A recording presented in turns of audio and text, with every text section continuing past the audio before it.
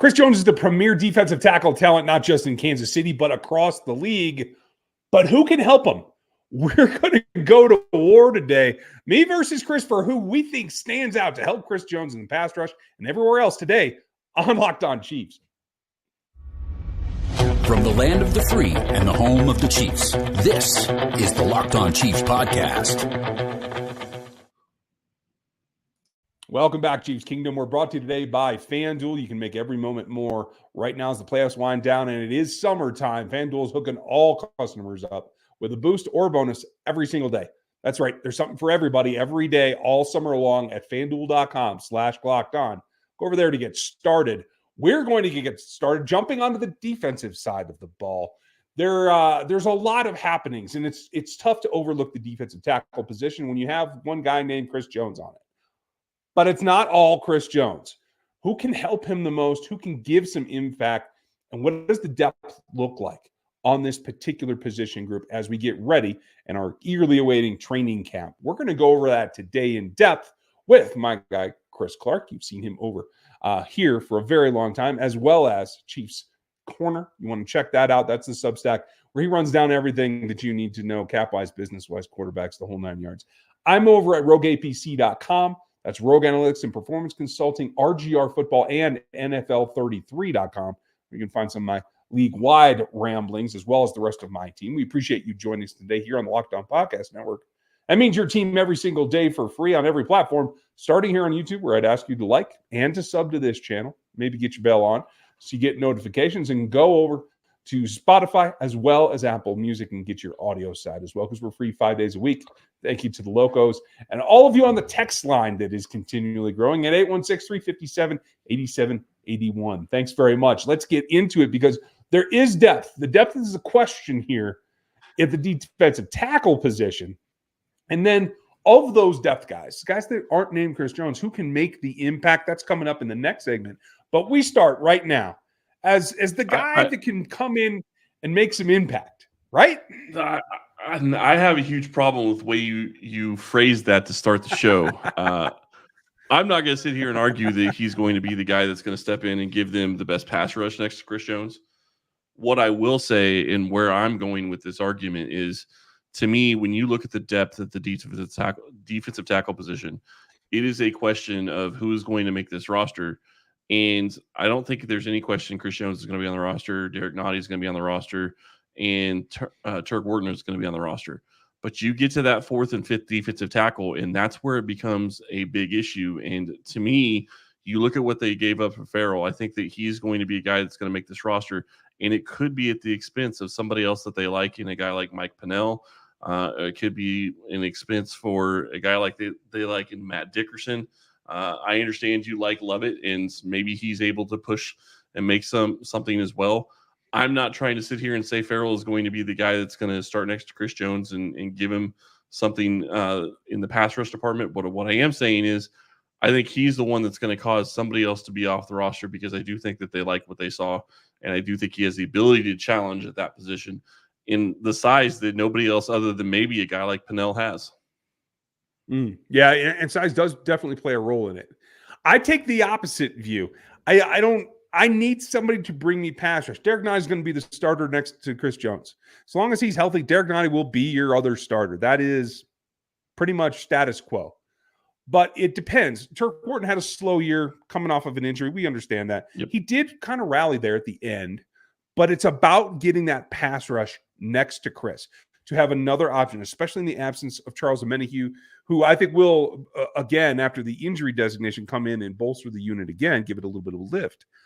But in the meantime, I know that the rookie Lovett has the length and the strength to penetrate gaps, to make life hell for interior offensive linemen, and that helps Chris Jones. Maybe he doesn't provide the pass rush itself, but he draws enough blocking that I think it helps Chris Jones. And so that's where my choice is going to be early on, because I think he's exactly the kind of guy that Joe Cullen wants, and wants to kind of leverage against the rest of the defensive line. And you may have a point. I'm not saying that Lovett can't make the team. Really, where I'm going with my comment is I think that you're looking at a situation where it's going to be Farrell or Pennell or Dickerson. I don't think all three of those guys – there's no way all three of those guys make the team. I don't know that two of those guys make the team. But to me, Farrell is going to be one of those guys that's going to challenge those other two. And that's what we're really talking about. When you look at what Mac Dickerson was able to come in and do for the Chiefs last year, which wasn't much at the defensive tackle position, they seemed to love having him on the roster. He just wasn't successful when he was here. And I'm not saying I saw a ton from Farrell, and we will see what we see in training camp. We'll see what we see in the preseason games. I do think that him coming in and getting a full year in the system, now understanding the defense and knowing what they're asking of him, is going to be big for his development in Kansas City. And I agree. I think Noddy is going to be your guy. The problem is Noddy's been injured the past couple of seasons and gets injured at times. And you're going to still need that big body next to him. And you and I think both agree to an extent that Pennell is a great player situationally and in the playoffs, but I don't know that he can play a full 17 games and be as effective when you get into the playoffs. So it's all up in the air, and that's kind of where I'm coming from. Yeah, no, and that's a good point. In the end, it's for Farrell versus Lovett. It comes down to who can make that progression to demand playing time, particularly on third down, to help Chris Jones out. That's what I'm looking for. Wow. I also need somebody that can do a little bit of everything.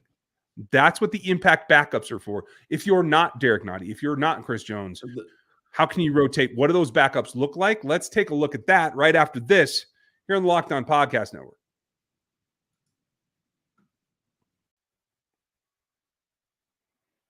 While we're fighting to see what this backup situation is, let me just say this. I love sports. You love them too. And though we don't want them to stop, we want to be able to move around and get on to the next sport that's in season. The playoffs do wind down eventually, like they are now, and spots are harder to find. If you want to get into the action, though, FanDuel lets you keep the sports going whenever you want.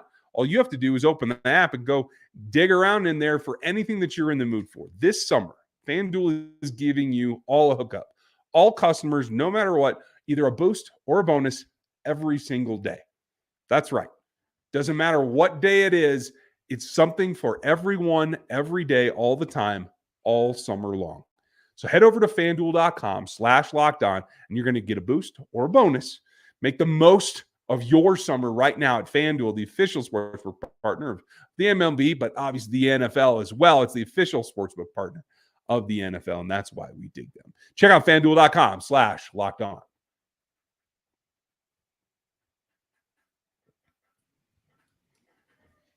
Now, I think you illustrated everything that we need to talk about there, and we could go on for days and hours. If you guys want days and hours worth of coverage, make sure you check out Locked On Sports Today. That feed is 24/7 here on YouTube and on Amazon Fire TV. And get away from the shouting heads and get to the real podcasters that know this team all the time. I want to get into that scenario that you laid out because everybody's got a different point of view, right? Mike Pennell is the consummate, doesn't need training camp, older dude, seen it, done it, been able to come back late in the season already and prove that. Matt Dickerson's got experience, also some veteran there, but not quite the same age, not quite the same body type or the same role that he can play. And then there's the mysterious Turk Wharton. Those are the three guys that I think we have to figure out how we feel about where they're going before we can really estimate how our guy, yours, Farrell, mine, Lovett, fits in to the overall scheme. Well, and I'm curious because if you're talking about a third down player, I would think that'd be Turk Wharton. I think that he's going to be that guy that's going to be in there. If it's not going to be a Mike Dana or Charles Omenihu or George Karlaftis at times, I think it's going to be a guy like Turk Wharton. He makes the most sense. He gives the most pass rush at that position. You're talking Lovett for that role. Maybe he has the ability to grow into that, and that would be fantastic if he can do that. Kansas City definitely needs that type of player. I'm really looking at a situation with Farrell as being a guy that can go on first and second down and can really help you against the run, because that's where Pennell really stepped up in the playoffs. That's shutting down Christian McCaffrey. There was multiple times during the game in the Super Bowl where he did that, and I know it wasn't Farrell, it was Pennell. But my point is you're going to need that guy at some point during the season in multiple different games. I mean, you start the season off against a guy in Derrick Henry who's going to be wanting to run the ball and run it down your throat. You're going to need to be able to stop the run in that game. You're absolutely right. And it comes to that big-bodied guy, and I will admit that I was wrong. Recently, the Chiefs did part ways with Isaiah Buggs, a guy that has the size and could be that block eater, that gap killer inside. And I had always thought that there was something physical going on, preventing him from being able to be what the Chiefs wanted him to be. I can't confirm that at this point. There's too much drama off the field that I think the Chiefs were forced into this. We mentioned this when Alex Gubner was signed. We'll talk about Alex coming up in the next segment. But it kind of hinted at this move being a possibility. Now it has come to fruition. So they went and got Isaiah Buggs to try to fill a role, and he just never got there. So who can step into that role? We know Mike Pennell can do it. We know Turk's a little bit different. If you had to force somebody else to man the run and be somebody, say Mike Pennell, just he's like, hey, I need 2 more weeks on the couch.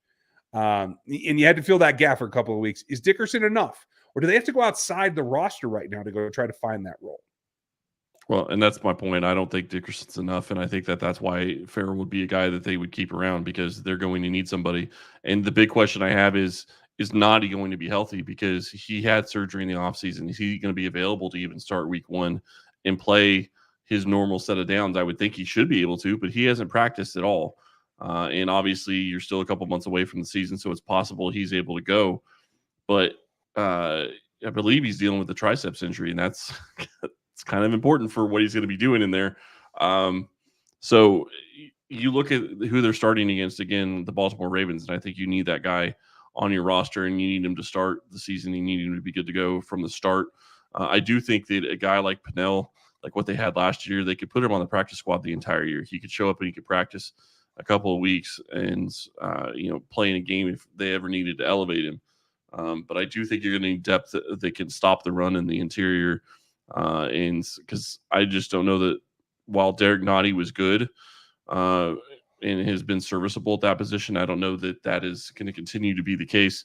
So we'll have to see. I maybe Lovett can be that guy that can step in there and help.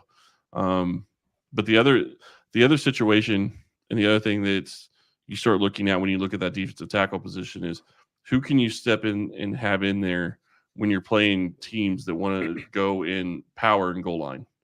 They don't really have a great goal line defense. They've never had a great goal line defense. And whether or not you're going to end up playing against the Eagles with the tush push and all that, I mean, you're still going to be dealing with teams that are going to want to be going short yardage and goal line. And generally speaking, the Chiefs have been pretty bad at that defensively.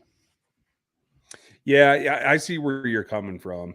My guy, Lovett, certainly has some good girth. He's weighing in at 214, it looks like, was the report from OTAs. He is just a shade under 6'14". I'm sorry, 314. My fault. I was going to say that's not girth. That might be his right leg. Yeah. Little bit lighter than Matt Dickerson, right about the same height, maybe not even half an inch difference there. So you have some guys that are big, but they're not. We got to run around them big. You know what I mean? And so that's why I asked the question. Maybe it's still outside this the roster. If you feel you have to have that particular role, right? Because I think the hard part for Pennell, this is what gets me. And Mike did a great job. He's 6'30", or I'm sorry, 330, getting all my numbers right, but he is 6'4". So they still have a type, right? They want guys that still have length and height. And all these guys do. And a varying weight behind it. But here's the thing. I like what you said about the practice squad for Mike Pennell, only because it saves wear and tear on him in general. But it's a more difficult thing. Yeah, but it's a more difficult prospect this year because some of the games you need to elevate him for are right off the bat early. So it's not rest through the portion of the season in the beginning where we don't need you, because they need him against the Ravens. So I think that he's going to have to be on the 53, whether it's a practice squad elevation, which would be my preference, or if they have to keep him on the 53 initially, in order to get some of those things done early in the season, in order to then have him for the stretch run as well. That's how I anticipate it going. And here's my thought on that. Is it possible if they put him on the practice squad and they leave him there the entire year and they elevate him for the game against the Ravens and they elevate him another game early and they still leave him on the practice squad for the rest of the year? I think it's possible, And the reality in my mind is, yeah, last year I don't think he played until, what was it? He didn't come back to the Chiefs until close to November. So it's a different scenario than what it would have been last year. But if he comes up for 2 games early in the first 3 or 4 weeks of the season for the Chiefs, and then sits on the practice squad and gets the rest and recuperation, I think he'd still be okay for the playoff run, which is really when you're going to want him for. So I do think that would kind of be okay. It's not what he did last year. It's not probably what the team would want, but I agree with you. They're going to need somebody to play that role and be 100% and be ready to go. And maybe Derek Nottie is going to be that guy. Maybe he's going to be able to step in there. The thing that really gets me curious about this defensive tackle class or this defensive tackle group is what we've seen from the Chiefs on third down is breaking defensive ends down into the defensive tackle box and using guys like Karlaftis, using guys like Danny, using guys like Minihue to come in and really go after the quarterback at that position. So if you're going to do that on a consistent basis, maybe you don't need the defensive tackles that are going to be getting after the passer on a regular basis. Maybe a Turk Wharton is enough, and you need more bigger bodies to be able to play when you are going up against the run on a 3rd and 2 and 3rd and 3. It's going to depend on what they think they're going to be doing and how they're going to play their defense. So what's the rest of the depth look like? Who can make a push? And what about the new kid? Where does he line up? And really, what does it look like for the defensive tackle spot? We're going to get to that on the backside of this one coming up here on the Locked On Podcast Network.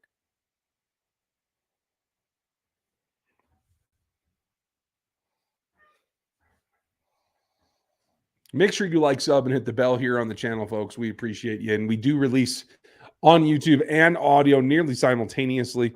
If you want to join us live, we do some live shows. It will be on the YouTube side. Obviously, audio is going to be after the fact. But make sure that you're liked and subbed, and that will let you know when that does happen.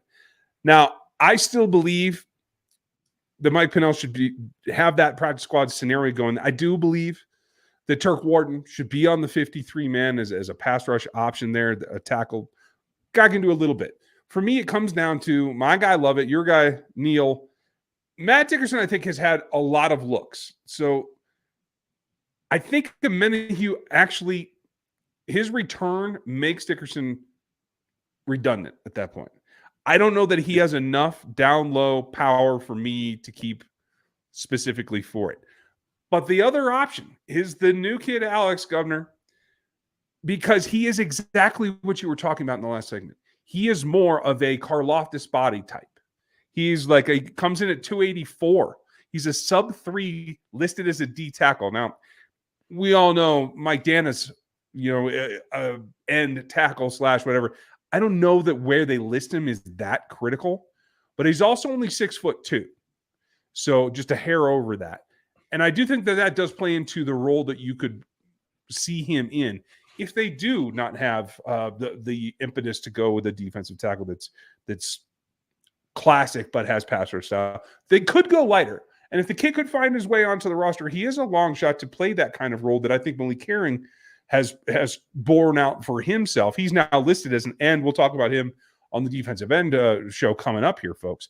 But I think he's the only true wild card. I think the thing that gives me a little bit of solace is we know a lot about a lot of these guys, with Farrell, Fabian, and Governor being the only guys that are really question marks where we need to see development from. Yeah, and Farrell and Fabian are the guys that we're going to be watching the most at probably training camp in the preseason. Is who are they rotating with? Who are they coming in for? Who are they?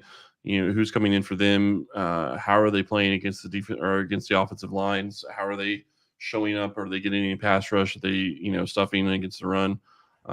Lots of different things are going to play into this. And on yesterday's show, we talked about the guards. Now we're talking about the defensive tackles. We're still talking about the guys in the trenches that, it's always fun to go watch those guys go work against each other.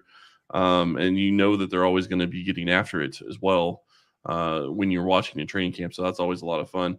I'm curious to see what they do with Fabian Lovett and how he fits into their plans and where he starts when you start getting into, on the field drills in training camp. Because right now, as I said, Derek Nottie, I don't believe has been practicing. The question is he going to be able to start practicing by the time training camp starts? If he can't practice when training camp starts, obviously people are getting kicked up one notch.